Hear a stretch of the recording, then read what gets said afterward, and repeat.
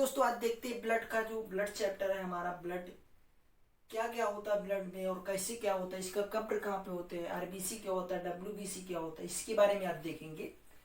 देखो, यानी रक्त, ब्लड, हिंदी में रक्त बोलते हैं और उर्दू में लहू बोलते हैं, इंग्लिश में ब्लड बोलते हैं। और जो ब्लड का अध्ययन होता है, सीरोलॉजी और हेमेटोलॉजी दोनों बोल सकते हो। क्या बोल सकते हो? सीरोलॉजी और हेमेटोलॉजी दोनों बोल सकते हो। ब्लड का अध्ययन। ये प्राकृतिक कोलाइट क्या होता है? प्राकृतिक कोलाइट यानी प्राकृतिक कोलाइट एक ऐसे लिक्विड को कहते हैं। मैं एक उदाहरण बता रहा हूँ, इसको केमिस्ट्री का में इसका अच्छे से बताऊंगा केमिस्ट्री में। अभी इसमें सिर्फ एक उदाहरण बता रहा हूँ आपको। उस चीज को जैसे आप दूध छानोगे ना तो उसकी मलाई कुछ फंस जाएगी कपड़े में, उसी प्रकार कोलेस्ट्रॉल भी अगर प्राकृतिक कोलाइड जो होता है इसको छानोगे ना तो फंस जाएगा। ब्लड को छानोगे तो रुद्राणी फंस जाएंगे और उसको प्लाज्मा नीचे जाएगा, ऐसे होता है। और ये संयोजी ऊतक यानी ये ब्लड होता है हमारा, पूरे बॉडी को कनेक्ट करके रखता है, इसलिए उसे संयोजी ऊतक भी बोलते हैं। पीएच, इसका जो ब्लड का मान होता है, पीएच जो मान होता है वो 7.4 क्षार का होता है। और ऊपर जाएगा तो बेस होगा, नीचे आएगा न्यूट्रल हो जाएगा। उतने में रहेगा तो एसिड रहेगा, 7 में रुक जाएगा तो एसिड, ऊपर जाएगा तो बेस, नीचे आएगा तो न्यूट्रल, ऐसे होता है। और ये फीमेल में ब्लड की संख्या कितनी होती है? फीमेल में ब्लड की संख्या 5 लीटर होती है। और मेल में ब्लड की संख्या कितनी होती है? मेल में ब्लड की संख्या 5.5 लीटर होती है। क्यों होती है मैं अभी आगे बताऊंगा। निर्माण यानी हमारा ब्लड वयस्क में कहाँ निर्माण होता है, और भ्रूण जो बच्चा माँ के पेट में जन्म रहता है उसका निर्माण ब्लड कहाँ पे होता है। देखो, निर्माण लीवर यानी जो बच्चा भ्रूण माँ के पेट में है ना, उसको तो भी ब्लड की जरूरत है ना। अब उसको ब्लड की जरूरत है, उसका निर्माण कहाँ पे? कि लीवर यानी भ्रूण, बच्चे जो माँ के पेट के अंदर रहता है उसको भ्रूण बोलते हैं। लीवर में उसका ब्लड तैयार होता है। और जो वयस्क लोग रहते हैं, एडल्ट लोग रहते हैं, जैसे हम तुम और लोग होते हैं, तो बोन मैरो में अस्थि मज्जा जो हम हड्डी खाते हैं, कभी कभी चिकन, आप शाकाहारी हो मांसाहारी होंगे तो चिकन खाए होंगे, हड्डी के अंदर जाली टाइप में रहता है, उसको बोलते हैं बोन मैरो, उसमें ब्लड हमारा बनता है। इधर देखते स्टोर कहाँ रहता है। अगर भैया ब्लड कहीं पे स्टोर रहे, बहुत से लोग बोलते हैं हार्ट में स्टोर रहता है। भैया हार्ट में स्टोर रहेगा तो हार्ट अटैक आ जाए, मर जाएगा वो। ब्लड हमारे स्टोर रहता है स्प्लीन में। स्प्लीन ये इधर बाई ओर रहता है एक स्प्लीन। हमारा पेट खाली है ना, तभी तो हम खाना खाते हैं जाता है, तो इधर स्प्लीन रहता है बाई ओर, वहां पे ब्लड स्टोर रहता है। तो देखते हैं यानी कब्र आरबीसी का कब्र भी, आरबीसी में लाइसोसोम नहीं पाए जाते, अभी आगे बताऊंगा मैं। इसका कब्र भी स्प्लीन होता है ब्लड का। मरने के बाद ब्लड स्प्लीन में जाता है, और इसको ब्लड बैंक भी बोलते हैं और ग्रे यार्ड भी बोलते हैं। ये दोनों बोलते हैं, ब्लड बैंक भी बोलते हैं, ग्रे यार्ड भी बोलते हैं। कोलेस्ट्रॉल की मात्रा क्या होती है? कोलेस्ट्रॉल चिपचिपा पदार्थ, तेल मसाला ये खाने से, तेल का वो वसा की चीज खाने से हमारी कोलेस्ट्रॉल की मात्रा बढ़ जाती है। जो कोलेस्ट्रॉल 200 ग्राम तक रहना चाहिए व्यक्ति को, महिलाओं में कोलेस्ट्रॉल की मात्रा ज्यादा रहती है, इसलिए वो थोड़ा खूबसूरत दिखती है।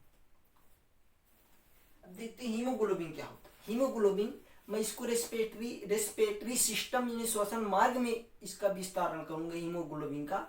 अभी नहीं, अभी मैं तुमको थोड़ा बताता हूँ। हीमोग्लोबिन के मतलब मेल में क्या होता है? 14 ग्राम प्रति डेसीलीटर। मेल में कितना होता है? 14 ग्राम प्रति डेसीलीटर हीमोग्लोबिन। और फीमेल में कितना होता है? 13 ग्राम प्रति डेसीलीटर। फीमेल में कितना होता है? 13 ग्राम प्रति डेसीलीटर। अब देखते हैं इसको, रक्त परिसंचरण की खोज किसने किया था? भैया हमारे जो खोज किए थे ब्लड की, उसका नाम भी याद होना चाहिए ना। कभी कभी प्रश्न उठा देता, रक्त परिसंचरण की खोजकर्ता का नाम बताइए। ठीक, क्या बताओगे वहां पे? कुछ नहीं आता, नहीं थे। विलियम हार्वे ने किए थे इसकी खोज। रक्त परिसंचरण की खोज विलियम हार्वे ने किया था। अब ये ब्लड के कार्य देखते हैं कुछ। ब्लड तापमान का नियंत्रण करता है। हमारा ब्लड जब बॉडी में रहता है गर्म रहता है, जब तक आदमी जिंदा रहेगा उसका ब्लड गर्म रहता है, और जब थोड़ा ठंडा हो जाता है, ब्लड मरने के बाद व्यक्ति के ठंडा हो जाता है। अगर हम ऐसे ऐसे करेंगे हमारा ब्लड तापमान अच्छा रहेगा, यहाँ पे गर्म रहेगा, इसलिए ब्लड तापमान का नियंत्रण करता है। और ये पोषक पदार्थ का परिवहन, पोषक पदार्थ का परिवहन जो हम खाते पीते हैं डाइजेस्ट होके वो अंदर जाता है और किडनी उसको छांट के निकाल लेती है, वो पोषक पदार्थ होते हैं। उपनी पोषक पदार्थ का परिवहन भी करता है ब्लड हमारा, जो लेके जाता है ब्लड और उसको किडनी छांट के निकाल लेती है। उत्सर्जी पदार्थ, जो जैसे उत्सर्जी मतलब इसको मैं किडनी चैप्टर में बताऊंगा, उत्सर्जी में होगा ये उत्सर्जी का क्या होता है। और इसमें अभी सिर्फ इतना समझे आप कि जो उत्सर्जी पदार्थ का परिवहन होता है ना, जो हम डाइजेस्ट होकर खाना पीना खाते हो जाता है, उसको किडनी छांट लेता है और अच्छा अच्छा प्रोटीन निकाल लेगा और अच्छा जो खराब रहेगा उसको जाने दे। गैसों का परिवहन, ये गैसों का भी परिवहन करता है हमारा, कौन करता है? ब्लड, ये किडनी ही करता है। छानने का हम जैसे पानी रहता है, पानी का थोड़ा खराब रहता है ना, तो उसको फिल्टर कर देते हैं, जो फिल्टर की मशीन काम करती है वही किडनी हमारे पेट में काम करती है। किडनी का अलग वीडियो बनाऊंगा, उसमें विस्तार से समझाऊंगा। ये रक्त ब्लड, यानी ब्लड ये जो होता है पूरा 100% होता है, तो इसमें रुधिराणु भी होते हैं और प्लाज्मा भी होता है। प्लाज्मा यानी कैसे होता है? प्लाज्मा 60% होता है। प्लाज्मा किसको बोलते हैं? जो ब्लड निकाल लिया जाता है, बीमारी की जांच करी जाती है सीरम से, उसका ब्लड जो पीला होता है उसको प्लाज्मा बोलते हैं। फाइब्रोनोजेन, इसमें एक प्रोटीन पाया जाता है, अगर इस प्रोटीन को निकालोगे वो एक्चुअली प्लाज्मा तो होता ही है पीला वाला। ब्लड निकालने के बाद जब बीमारी की जांच की जाती है तो ब्लड निकालने के बाद डॉक्टर उसको रख देगा, ऐसे रखने के बाद नीचे रुधिराणु उसके नीचे बैठ जाएंगे और प्लाज्मा ऊपर आ जाएगा। उसमें दो प्रोटीन पाए जाते हैं, फाइब्रोनोजेन और प्रोथ्रोम्बिन प्रोटीन पाई जाती है। अगर ये प्रोटीन दोनों निकाल लेंगे तो वो प्लाज्मा पहले से पंचुच्छुर, ज्यादा पंचुच्छुर हो जाएगा, यानी पानी के तरीके हो जाएगा। पीला तो वो होता ही है, ज्यादा पीला भी हो जाएगा। बॉडी के अंदर जब एक बार प्रश्न उठाया था, पूरे होल ब्लड में सबसे ज्यादा मात्रा किसकी होती है, तो पूरे होल्ड ब्लड की बात किया ना। ब्लड में रुधिराणु, जैसे चाय बनाते हैं आप, तो चीनी और चाय पत्ती दूध वगैरह सब डाल के, गुड़ मिर्च उर्च वगैरह डाल के चाय बनाते हैं ना, इसी प्रकार ऐसे होता है इसमें। तो ये प्लाज्मा, अगर तुम चाय पत्ती को छान लोगे तो वो चाय बचेगी, तो अगर वो चाय पत्ती जो कण रहते हैं हमारे तरफ घूम रहे हैं, वो रुधिराणु रहते हैं जो ब्लड के 40% भाग में होते हैं। अब ये इसी प्लाज्मा को बोलते हैं, यानी रुधिराणु को H लोगे तो वो प्लाज्मा शेष बचेगा, समझ गए। और कार्पल्स रुधिराणु 40% होते हैं, कार्पल्स रुधिराणु का 40% होते हैं। इसमें तीन चीज पाए जाते हैं, आरबीसी पाया जाता है, डब्ल्यूबीसी पाया जाता है, प्लेटलेट्स पाया जाता है। आरबीसी को हिंदी में लाल रक्त कणिका कहते हैं, और डब्ल्यूबीसी को हिंदी में बोलते हैं स्वायत्त रक्त कणिका कहते हैं, और प्लेटलेट्स को हिंदी में बोलते हैं बिम्बाणु। इसका एक टेक्निकल नाम भी याद रखें, एरिथ्रोसाइड, और एक होता है ल्यूकोसाइड। डब्ल्यूबीसी को ल्यूकोसाइड, आरबीसी को एरिथ्रोसाइड, प्लेटलेट्स को थ्रोम्बोसाइड। अब देखो, आरबीसी का फुल फॉर्म होता है रेड ब्लड सेल भी बोल सकते हैं, रेड ब्लड कार्पट भी बोल सकते हैं। डब्ल्यूबीसी का फुल फॉर्म होता है व्हाइट ब्लड सेल भी बोल सकते हैं, व्हाइट ब्लड कार्पल्स भी बोल सकते हैं। प्लेटलेट्स का तो वैसे रहेगा सेम। अब इसमें बात करते हैं कि इसकी जीवन काल कितना होता है आरबीसी की।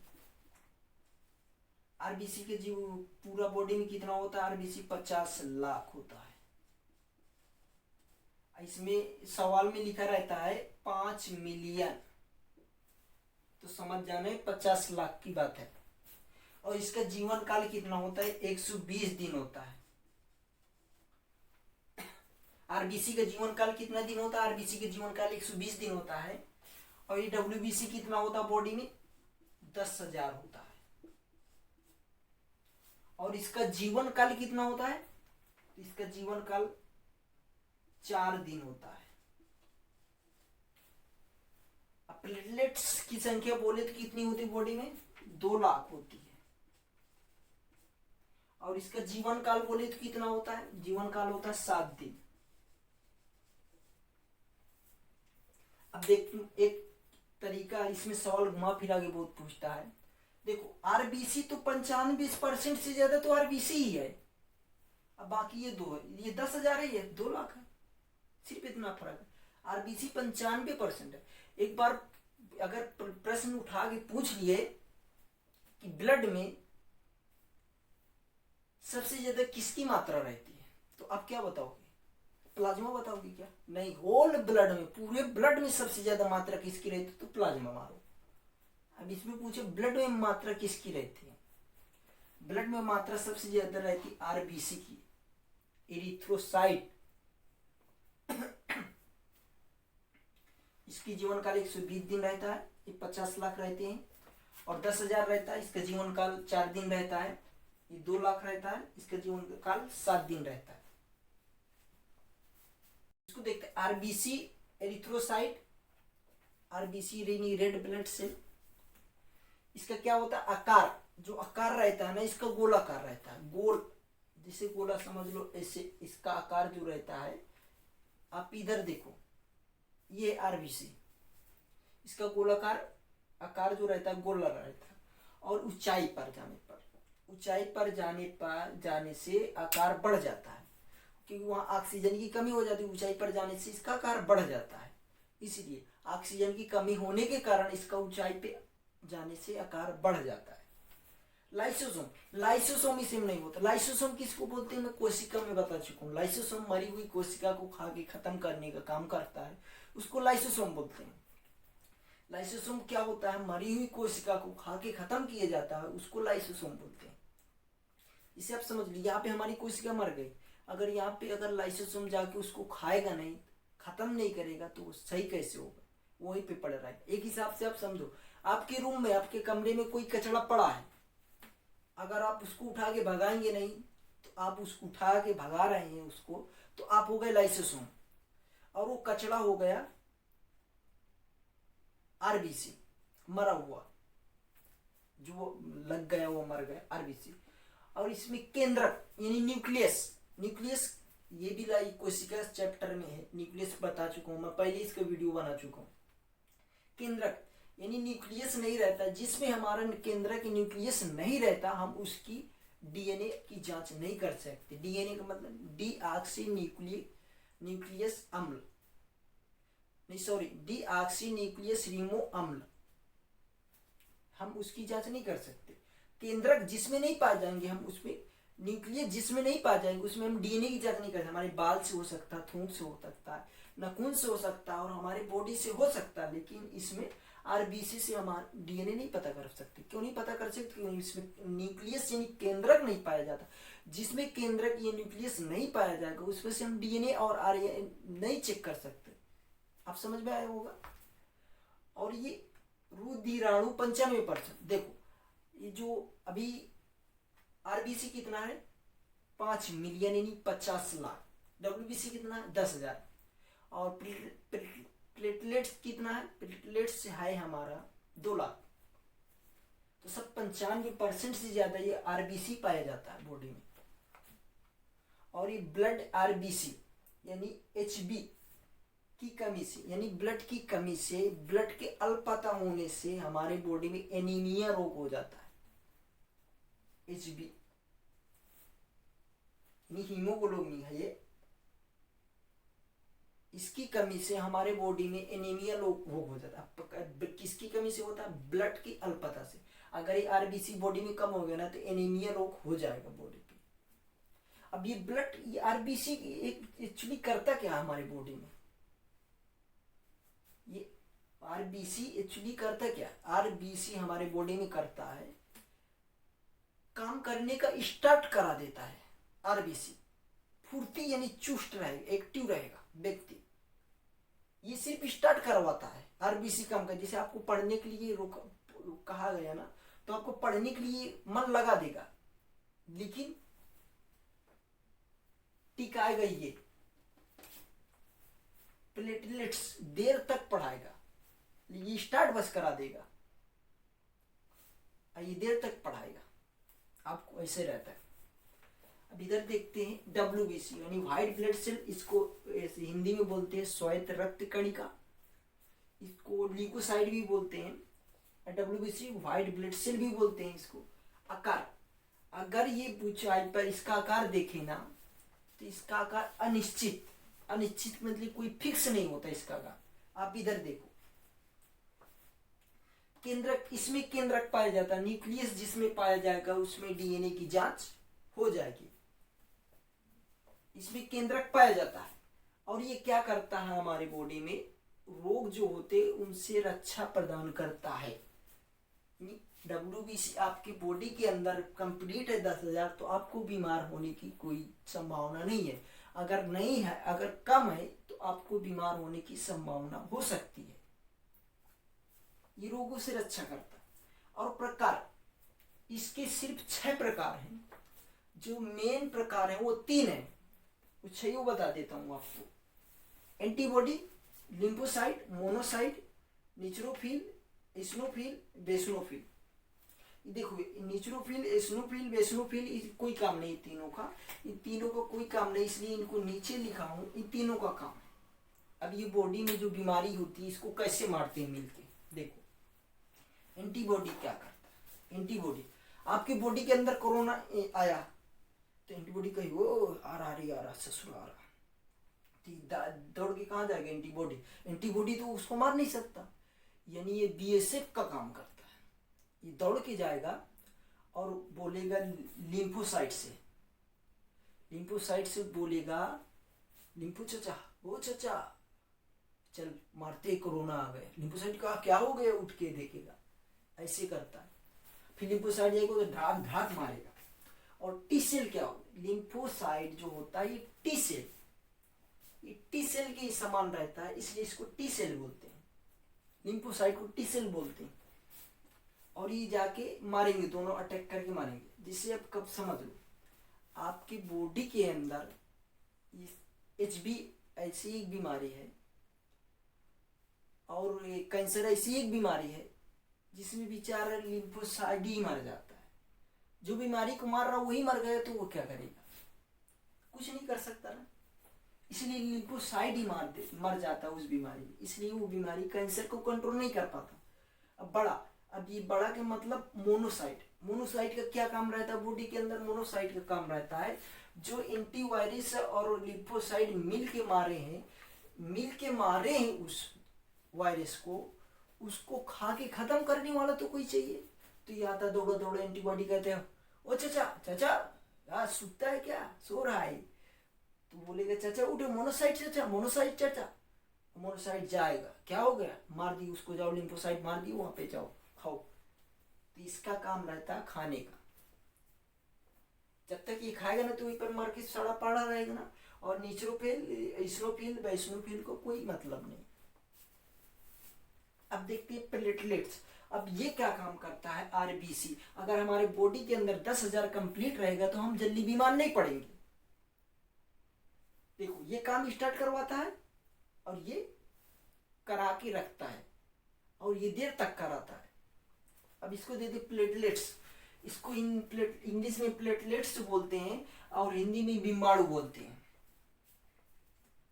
और इसका आकार होता है उत्तर लेंस की समान, इधर देखो उत्तर लेंस की समान होता है, प्लेटलेट्स का आकार उत्तर लेंस की समान होता है।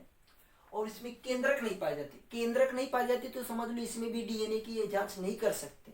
हमारे थूक से, हाथ से, बाल से हो सकती है, लेकिन ये जिसमें केंद्रक नहीं पाया जाए, न्यूक्लियस नहीं पाया जाए तो उसमें आप DNA की जांच नहीं कर सकते। और शक्ति प्रदान करता है, शक्ति यानी ऊर्जा, बॉडी को ऊर्जा देता है। और ये बॉडी को ऊर्जा देता है प्लेटलेट्स। और डेंगू क्या कहा, डेंगू हो जाता है प्लेटलेट्स। देखो मैं ये दोनों को पढ़ने के लिए तो नहीं बता सकता RBC और WBC, क्योंकि ये मेरा बताने का रीजन नहीं, ये डॉक्टर आपको अच्छी सलाह देगा, डॉक्टर के पास जाओ आपको अच्छी सलाह देगा, वो आपको अच्छे से बता देगा। लेकिन हमारे लोगों को बताने के लिए मैं तो सिर्फ आपको सिखा रहा हूँ, मैं टीचर नहीं हूँ कोई, सिर्फ आपको सिखा रहा हूँ। आपको पढ़ना है तो बहुत मार्केट में आपको किताब मिल जाएंगी, किलो के दाम से मिलती, खरीद लीजिए, पढ़ लीजिए। मैं आपको कुछ सिखा रहा हूँ, मैं सिर्फ इनको नहीं बता सकता पढ़ने के लिए, क्योंकि अपना कहीं गड़बड़ हो सकता है। मैं डेंगू को बढ़ने के लिए आपको तरीके बता सकता हूँ, इसमें से डेंगू बढ़ सकता है। अगर आपको डेंगू हो जाए ना कभी, तो डेंगू होने में बॉडी कमजोर बहुत हो जाती है, आप सीढ़ी चढ़ोगे तो चढ़ नहीं पाओगे। एक बार मेरा डेंगू पकड़ा था, लेकिन क्या मैं, मुझे डॉक्टर बताया नहीं, मैं उस समय इतना नॉलेज भी नहीं था, मेरे डेंगू हुआ था। तो डॉक्टर मुझे प्लेटलेट्स की संख्या ही नहीं बताई, कितना है, कितना बचा, इतना है, फी हो गया, कितना हो गया, कुछ नहीं बताया। और एक बार मैं बीपी चेक कराने गया था, डॉक्टर मेरा BP check, systolic diastolic BP check करके बता, उससे पूछे कितना है, सब सही है, थोड़ा थोड़ा ज्यादा कम है। क्यों ऐसे वो डॉक्टर बताया था, मैं तुमको बताता हूँ, ये ब्रेन के चैप्टर में है। आप व्यक्ति को कमजोर है अंदर से, उसको पता नहीं लगना चाहिए, जिस दिन वो पता लग गया ना, वो और डर जाएगा, ये रीजन होता है। इसलिए वो डॉक्टर नहीं बताया, डॉक्टर अच्छा आदमी है, यही इचल करंजी का है, गिलोय एलोवेरा, ये बाबा रामदेव की दुकान में मिल जाएंगे, एलोवेरा करज जूस, गिलोय गिलोय और एलोवेरा, ये रामदेव बाबा की दुकान में मिल जाएंगे, ले लेना। और गाट यानी गोट, बकरी मिल्क, बकरी के दूध का जो मिल्क रहता है, उससे हम प्लेटलेट्स की संख्या बहुत जल्दी बढ़ा सकते हैं। और फ्रूट्स, अगर कोई भी फ्रूट्स खाओ। अभी तो हिंदुस्तान में इतनी गरीबी है कि किसी के घर में अगर अनार जा रहा ना, तो समझ जाइए 100 में 90% की उसके घर में कोई बीमार है, इसलिए वो जा रहा, यही रीत। अब देखो इसका काम क्या होता है, ये काम स्टार्ट करवाता है ससुरा, ये काम स्टार्ट करवा के रुकता है, और ये देर तक करवाए रहता है। इसलिए बॉडी में तीनों चीज की जरूरत होनी चाहिए। अब आप समझ लो, आपको पढ़ने लिखने में कभी मन क्यों नहीं लगता, आप समझे होंगे ना, क्यों नहीं लगता। अरे भैया, जब आप गाड़ी अच्छी ले आओ, गाड़ी खराब है आपकी, ड्राइवर कितना भी अच्छा लाओ, वो नहीं चला पाएगा भाई, क्योंकि तुम्हारी गाड़ी ही खराब है। जब गाड़ी अच्छी रहेगी तुम्हारी, बॉडी अच्छी रहेगी तुम्हारी, तो पढ़ने लिखने में मन लगेगा। जब आपकी बॉडी ही नहीं अच्छी रहेगी, तो आपको पढ़ने लिखने में कहाँ मन लगेगा। यही सब होता है।